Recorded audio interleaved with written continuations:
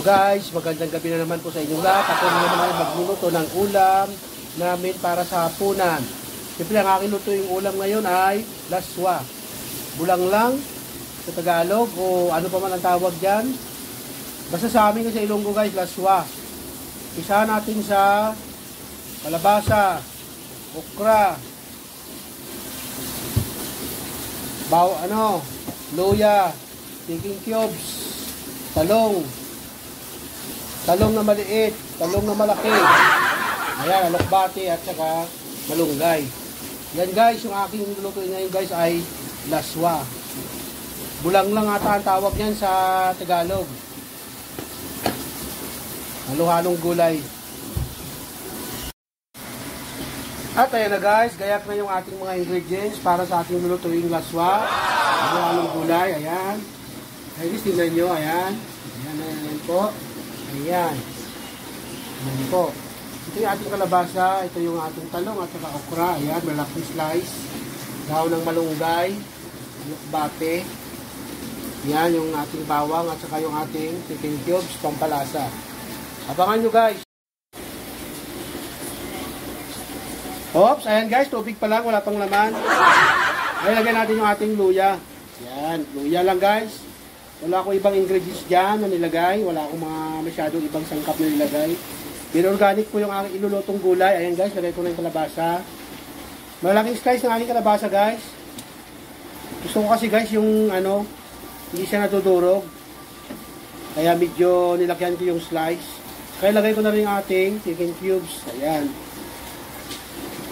Abangan natin yan guys. Medyo pag malambot na, lagay natin yung kanyang ibang gulay. Ibang sangkap, lagay na natin. Tignan natin siya, pakuluan lang muna natin yan. Hops! Ayan, ilaw pa. Ayan guys, kalabasa pa lang ating minuto guys. Ayan, medyo naluto na yung ating kalabasa. Ilagay na natin yung ating okra at saka talong. Ayan guys, ilagay ko na yung okra at saka yung ating talong. Ayan ba, ulinti, kanamit kita. Ayan guys, sinakalan guys, damit na. Paano kung maluto yan? Talagang sobrang namit. Takpan natin guys para kumulo pa. At ayan guys, itimpla ko na yung ating sabaw. Sabaw ng ating gulay na laswa. Ayan, andyan na guys ang aking panimpla, yung aking asin. Nandito sa aking kamukha. Ayan. Yan ang mukha ko guys, magkakasimangot. Kaya huwag kayong magsimangot, baka kamukha ko na kayo dyan. At siyempre nandito yung ating sabaw. Ayan, kumukulo. Kumukulo guys. Ayan, lagyan natin guys ng asin. Patay ng asin dito sa kamukha ko. Hindi tayo asin. Timpla na natin to habang wala pa yung dalawang gulay. Yung ating daong gulay. Oh, yung mga dyan, yung mga nanglalamig dyan, sa panahon ng tag-ulan ngayon, magigop kayo ng sabaw nito. Alam nyo guys, napakasarap ng sabaw nito guys. Ito ay laswa. Very organic na gulay guys. Walang mantika yan. Lutong Bisaya yan guys. Ayabaw, purti ka namit. Ulit, tinignan ko na guys.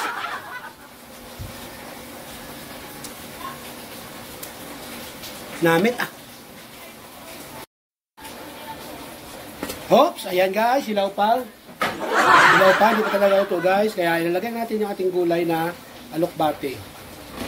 Ayan, ang bango ng gulay na alokbate. Mabango yan sa sabaw. Ayan, siyempre, ilagay din natin yung ating dahon ng malunggay. Ayan, oh. Ayan, guys, yung dahon ng malunggay. Ayan, ang malunggay na yan. Napakasustansya yan, guys. Yung mga nagagatas dyan, ayan. Bagay sa inyo yung gulay na to kasi may dahon ng malunggay.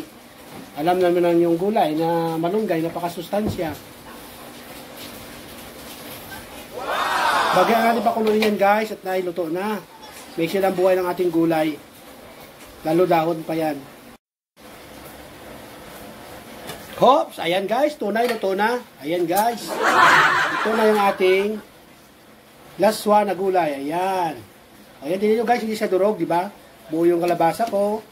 Buo yung mga iba kong gulay. Kaya yan, malaki kasi ang slice niyan. Medyo malalaki. Kaya ako guys, nagluto niya ng laswa na gulay guys. Kasi mayroon akong napakagandang purpose. Meron kasing partner yan. At ito guys, tingnan nyo guys, yung partner niya. At ito guys, yung kanyang partner guys ay salmoniting paksiw na isda. Ayan. Yan ang masarap na partner guys sa laswa. Kaya pag nagluto kayo guys ng gulay, dapat may partner din na isda. Yung mga kahit klaseng mura isda lang, simple isda lang, pero masarap at masustansya. Kaya yan guys, ay ang aking napili na i-partner dyan sa aking nilutong gulay na laswa ay paksiw na isda na salmonite. Pwede guys, prito, pwedeng paksiw, o di kaya pwede rin guys, mga dried fish guys, pwede rin. Kaya guys maraming salamat naman guys sa inyong panood sa aking simpleng videos guys. Maraming salamat po ulit. God bless us. Ayan guys, hindi pa ako tapos pala guys. Pakilala ko pa ang aking gulay. Kulit ano. Ayun guys, laswa guys. Ayan, niluto ko guys. Napakasarap yung sabaw guys. Napakasarap, simple, mura, at napakasustansya pa. Kaya magluto kayo nito guys sa inyong tahanan. Sige guys, maraming salamat po ulit guys. Bye bye bye. Love you all.